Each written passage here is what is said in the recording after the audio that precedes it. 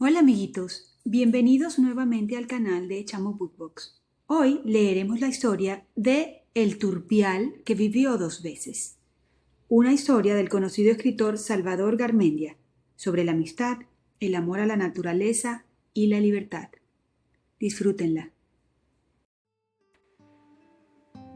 Hubo una vez un turpial muy viejo. Esto se dice fácil, pero ¿cómo podemos saber la edad de un pájaro?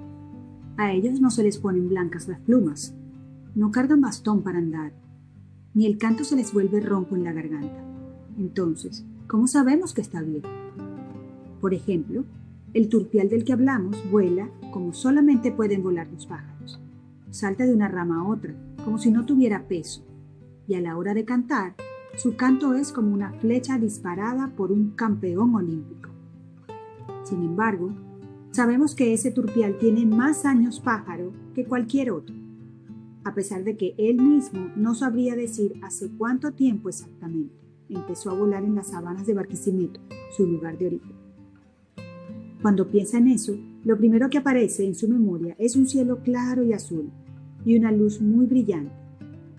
Pero hay un recuerdo más lejano, que él conserva como el más importante de su vida.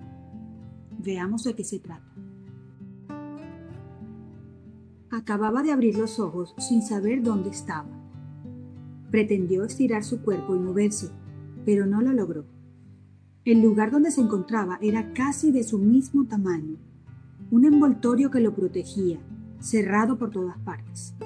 Estaba oscuro y mojado y apenas tenía aire para respirar. ¿Valía la pena vivir así? Ese fue el primer pensamiento de su vida. Pero después sintió un fuerte cosquilleo en todo el cuerpo. Sus alas húmedas se estremecieron.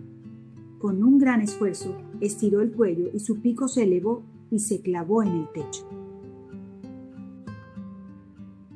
Algo se rompió allá arriba. Entonces, siguió dando picotazos en el mismo lugar, dando y dando cada vez con más fuerza, hasta que fue abriendo un boquete y tras un último empujón, su cabeza pelada salió afuera. Allí estaba la luz por primera vez. Era un suceso.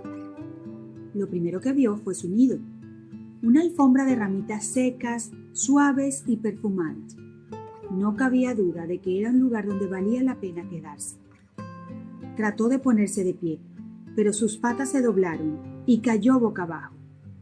Dio una voltereta para enderezarse.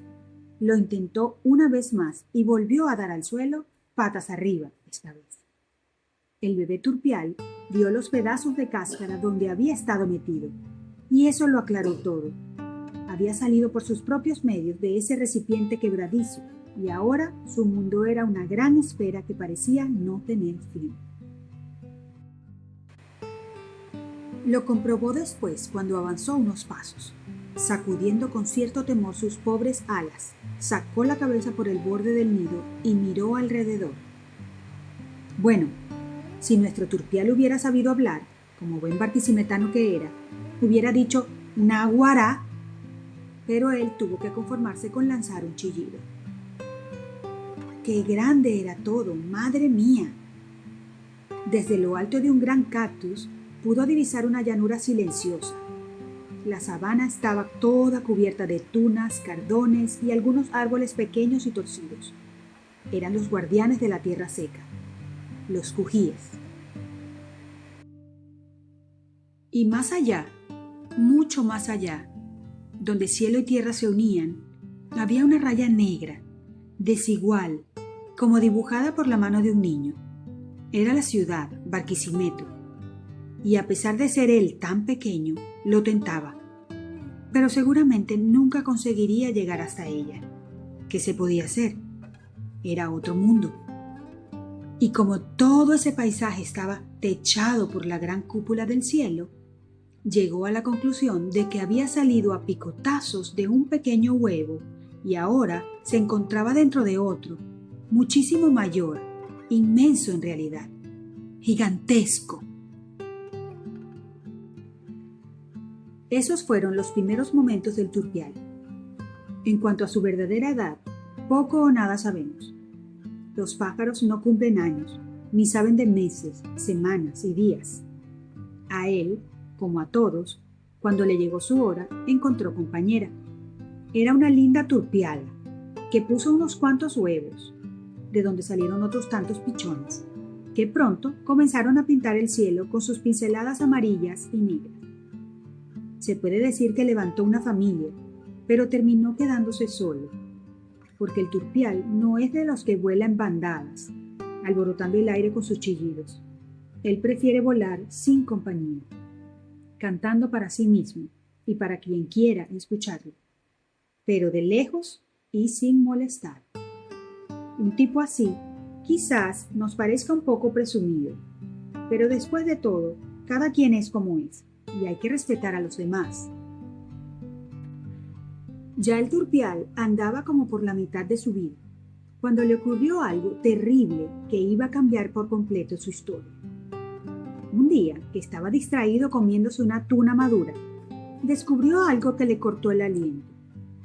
Allí mismo, a sus pies, vio a uno de sus depredadores más terribles.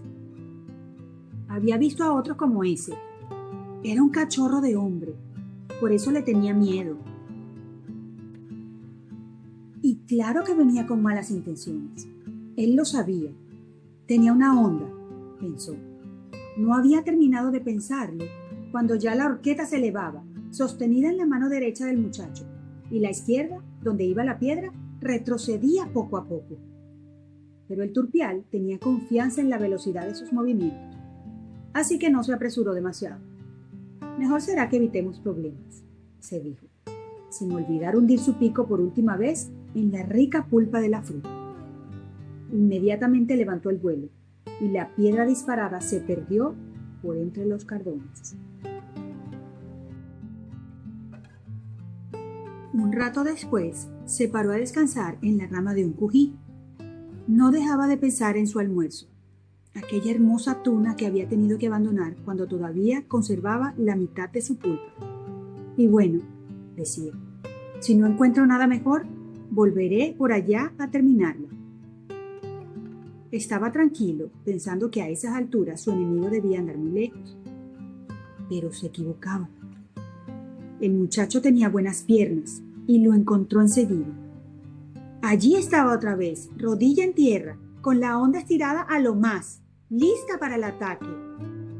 Esta vez no tuvo tiempo de ponerse a salvo. El zumbido de la piedra le cortó la respiración y al mismo tiempo sintió un golpe terrible y todo desapareció en la oscuridad. No supo cuándo sus plumas chocaron contra el suelo.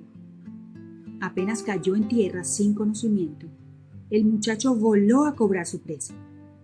Pero cuando vio que el pájaro estaba vivo, algo le tocó el corazón y decidió llevárselo a su casa. ¡Un turpial! ¡Nada menos!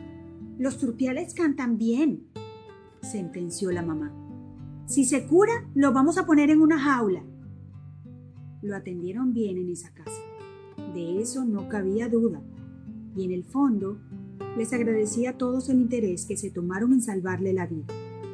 Sospechó que habían llamado al veterinario porque le pusieron una pomada que olía muy mal, pero él no había visto nada de eso. Gracias a Dios. El turpial permaneció mucho tiempo encerrado en una jaula. Entonces se dedicó a dormir lo más que pudo. Desde el principio había descubierto que el que está dormido no está preso. Los primeros días el muchacho venía a verlo a cada rato. Pegaba la cara a la jaula. Le decía cosas cariñosas con una vocecita chillona para no asustarlo y hasta se ponía a silbar como pidiéndole que cantara para él. «Qué mal me imita el pobre», decía el turpial. Y de veras no le hubiera costado nada complacer, pero era que no podía cantar. Se había quedado seco por dentro. También los grandes de la casa venían a verle. Se paraban en grupo delante de la jaula. Le hablaban, le ponían sobrenombres cómicos, se reían. En realidad estaban esperando que cantara, pero en vista de la terquedad del animal, se fueron retirando y no volvieron más. Él no lo sintió mucho. pero reconocía que al principio se divertía bastante al ver tan cerca las caras del animal humano, haciendo toda clase de morisquetas y los sonidos más raros del mundo con la boca. En medio de tanta quietud y aburrimiento, era una distracción observar a esos seres larguiruchos y torpes, con sus ridículas alas sin plumas, que ellos llamaban brazos. Ahora, el único que se acercaba por su prisión era el muchacho. ¿Es que quería congraciarse con él y hacerse el simpático como si nada hubiera pasado entre ellos? La verdad se ha dicho, no le guardaba rencor. Él era simplemente un depredador, como el gavilán que se lleva los pichones de los nidos, solo que el gavilán lo hace para comer. Y a él le gustaría poder hablar y preguntarle a ese muchacho, ¿y tú?